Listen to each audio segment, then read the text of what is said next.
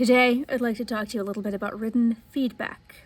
Written feedback is one of the ways that we provide tutoring here at the Writing, Reading, and Language Center. And we don't often recommend that students do written feedback, actually, because written feedback is the kind of tutoring where you don't talk to the tutor. You simply submit your work and you get feedback on that work. We usually recommend what we call synchronous sessions, where you talk to the tutor either in person or on Zoom.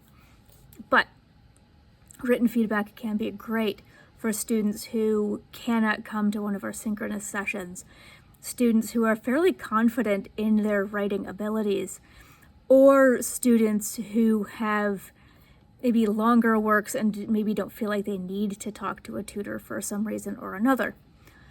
So that's what written feedback is. In today's video, I want to help you to make the best of a written feedback session. How do you submit your work? For example, what exactly do you need to submit? And how can you help the tutor better help you when the tutor isn't actually talking to you? The tutor can't ask you any questions. You can't ask for clarification on anything. So how do you make the best of this situation? And also, hopefully, I'll include some tips on what to do once you get the feedback, because sometimes, like I said, you can't ask questions about it, so you might need a little help. Start off on Starfish, and I'm going to share my screen here. Now, I'm already in Starfish at this point. This is my success network. I can find it here in this little drop-down menu. And I find the WRLC just by typing it into the search bar, and I'm going to go with the Tacoma Park campus. You can also do some written feedback through the virtual Writing, Reading, and Language Center, but I'll go ahead and schedule this way. I will select Writing, continue, and I will find somebody that's not myself.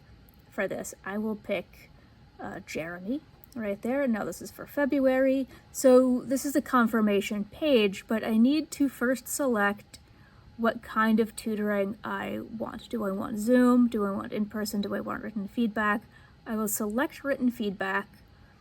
I can leave some notes here about what I want, but this form here down at the bottom of the page is where I actually submit the work. So unfortunately at this point it's not a clickable link, but I can simply copy and go to a new tab and paste. Here we go. So this is the request for written feedback form. It does say TPSS just in case. There's some information here which is really important to read. It also has our contact information, so if you have any issues, for example, you don't get your feedback, please reach out and tell us that, because we want to make sure you get your feedback. Attention, there are some important notes here. One of them being you don't meet with a tutor. The other one being our policy that you will get your feedback by 9 p.m. the day of the appointment. Usually you get it back much sooner than that. Usually you get it back within 1 or 2 hours of the time that you scheduled the appointment. In this particular case, the appointment I set was for 4 p.m. And I haven't hit confirm yet because I don't actually want the appointment, but make sure you hit confirm. So if this appointment is at 4 p.m. on Wednesday, I would expect to get my feedback, maybe 5 o'clock, maybe 6 o'clock, something like that. But we do give tutors until 9 o'clock, just in case. So you'll fill out the form, you'll enter your name, your MC email will go here. You can have my email address. What course is the assignment for? This is very helpful for us because we know what a lot of the courses assign. We know a lot of the professors. So let's say it's English 101. What type of assignment is it? If you're not quite sure, there is a space here for you to type it in. I'm going to say, though, that it's an essay. What is your tutor's name. I'm not sure why Mary's name is automatically selected, but oh, I forgot, I don't remember. Go back to Starfish. That's where it says it's the team member's name. So in this case, it is Jeremy. You can only select one. And this is so that the tutor knows how to find your information. And what would you like the tutor to focus on? We do try to address the specific concerns that you have, although if you select, let's say, transitions and thesis and word choice, but we notice that, let's say you didn't even answer the prompt, we notice that there's a huge issue going on that's more important than those, we will address those things first, but we'll also try to address your specific concerns because we realize that you still do need those skills. And then key, attach your assignment draft. If you don't do this, we can't help you. So click upload. I'm just going to click Word documents, PDFs, both are fine. Attaching the assignment sheet or instructions. This is super duper helpful because with that, with the instructions, we know that what we're telling you to do is what the professor wants you to do. We're not the ones who grade your work. The professor is the one who grades the work. So make sure, please, that you attach the assignment sheet if you have one. If your professor has already given you feedback or comments, super helpful. We want to make sure you're doing what the professor wants. Also, any additional documents, let's say there's a reading that went along with it that you need to refer to, feel free to attach it here with number 10. Comments. This is a place where you can tell us anything, any other piece of information that you need about this work. Let's say that it's due in 2 hours. You can put that here. You could also put that in Starfish in that little box right here. Either one works. And then submit. So I'm just going to say test submission so that we know what it is when we open the actual document. Then hit submit. Unfortunately, we don't get email confirmation for the form yet. That's also something that we're working on. You can edit your response. I can go here. This is what I just submitted. Is filed form. I can see the date and the time. So if I want to change something in there, I can do that there. Not a problem. How do you get your feedback? Once you've submitted it and done all of the things that we've asked you to do, the tutor will look over the feedback. They will give comments on whatever they need to give comments on, and then they will email you back that feedback.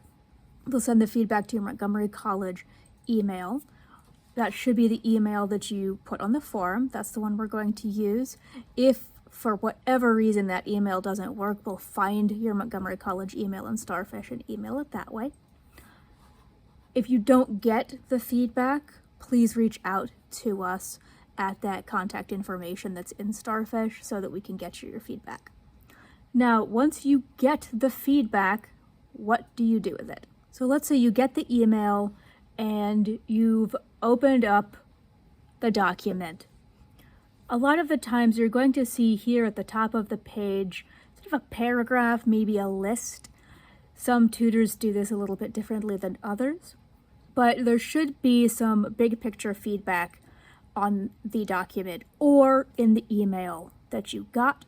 It might also come in a separate email from Starfish, but there should be this, like I said, big picture feedback. In this case, let me zoom in a little bit. Obviously, we wouldn't say student name, we should say your name. So if you go by a name that's different from the one in my MC, please tell us what it is so we can use it. Thanks for submitting your essay along with the professor's instructions. And then I say some positive things about what you've done, because whatever you've done, there's something positive about it that we want to say. In this particular case, I've sort of invented an essay, which is the 3 significant educational experiences essay a lot of English 101 students have. I tell you here that I've left some comments in the margin. One reason I do this is if you can't see those comments, you know they're supposed to be there and you can tell me, and I can send them to you another way. A lot of the times those comments will be sentence level things, and at least for me, I also include these bigger picture points. In this case, the introduction is very short, and then I give a little information about how you might enhance that intro paragraph. If I notice a pattern of errors or things we don't want, I might mention it here as well. A lot of your sentences are choppy and seem to be disconnected.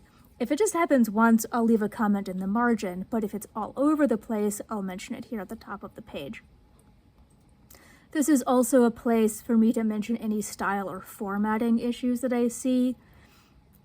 Here, I'm also giving a YouTube video that you can watch for the creation of MLA style headings, because I noticed that you're missing that, and usually in English 101 you need those. Of course, I hope this helps, and then my name, and then again, that's at the top of the page. Sometimes I'll make it blue, so it's obviously not yours. And here are the margin comments that I was talking about. They're here on the side. You can click on them and it will show you exactly what it refers to. At some points, the margin comments can be pretty short. For example, here I just say choppy sentences.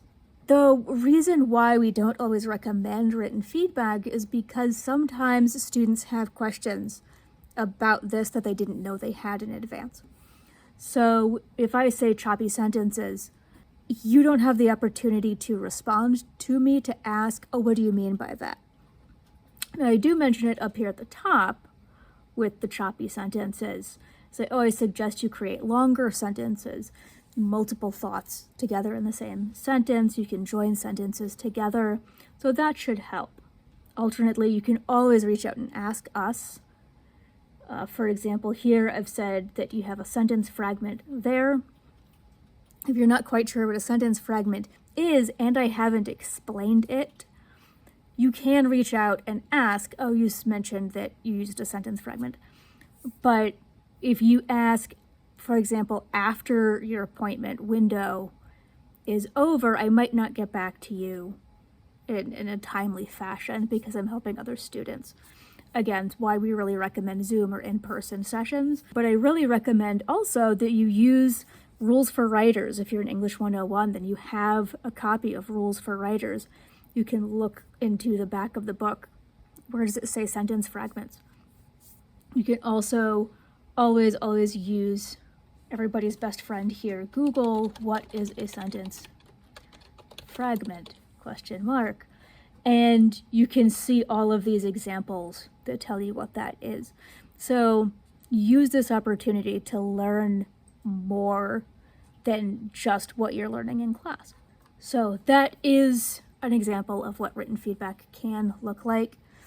Some tutors will write much more, some will write less. It also depends on what you have submitted. If you've submitted a very long paper, we might have more comments on parts of the paper than on others because you do only have about 50 minutes to get the feedback from the tutor, regardless of how long the paper is.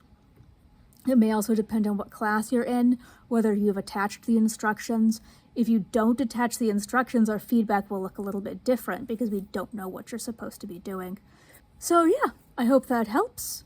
Hope to see you here at the Writing, Reading, and Language Center, whether it's written feedback, Zoom, or in person, or you just walk in and ask us some questions. You're always welcome to do that. We're on the Tacoma Park campus, Resource Center, room 105. Bye.